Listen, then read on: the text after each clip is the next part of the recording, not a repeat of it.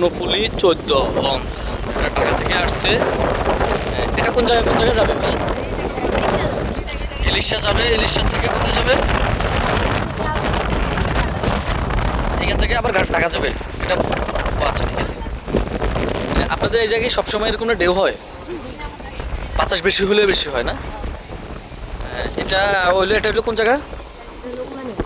উলানিয়া ঘাট। এই ঘাটে প্রচণ্ড পরিমাণ পাথর আছে।